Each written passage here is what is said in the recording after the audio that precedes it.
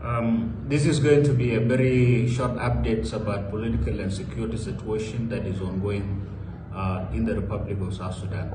First, we have learned that the regime in Juba is spreading false narratives of tribal chauvinistic propaganda that the ongoing war in the Republic of South Sudan is ethnic and tribal.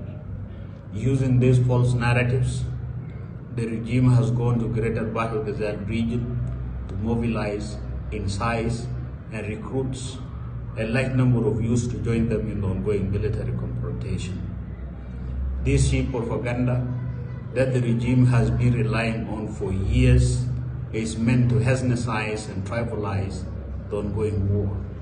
But we must be very clear that the ongoing military engagement is between SPLA-IO forces and forces of a few tribal warmongers of the regime on the other hand.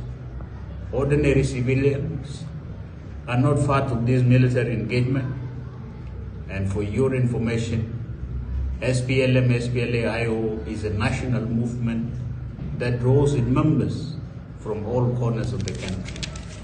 It has conviction that legitimacy and political acceptance is derived from civilian support. And with this conviction, civilians in SSPDF's controlled areas must not panic. They are not going to be chief and legitimate target of the military operation of the SPLA-IO forces.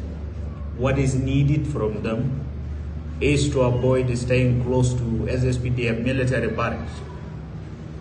Our message to SSPDF soldiers is that the prolonged deployment, your prolonged deployment by the regime, which you have been through for a number of years, without you being paid to sustain your families, send your families to send your kids to school, has completely destroyed your family members, which is the foundation for self-perpetuation. The deployment by the regime, your deployment in those areas where you're far away from your family members and where you're not given your salaries, has completely torn apart your family. We have learned that the regime is now forcing you again to go to front line to lose your lives. This is quite very unpatriotic of you to be used by such a regime for their own benefits. We therefore want you to be patriotic by leaving the SSPDF's barracks or joining SPLA-IO forces on the battlefield. The recent attacks on IDPs in UN camps, especially in Bentiu, on December 3rd, 2026, sends very clear signal that the lives of IDPs in different civilian protection sites of UNMISS bases throughout the country is at risk. We therefore urge the United Nations mission in South Sudan to maximize civilian protections efforts and ensure that the lives of IDPs with them is guaranteed. The genocide stoppage, self-defense, and peacekeeping operation of the SPLA-IO forces that is now ongoing has 5 main goals. One, these goals are met by the regime. The SPLA-IO will be ready to come back to the table for dialogue with the regime.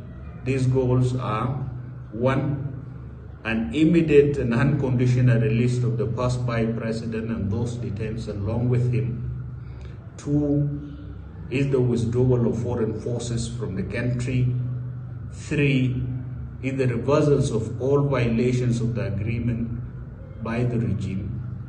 And 4 is the cessation of hostilities, and the fifth objective is to ensure that the tribal warmongers responsible for the ongoing war of genocides are held accountable.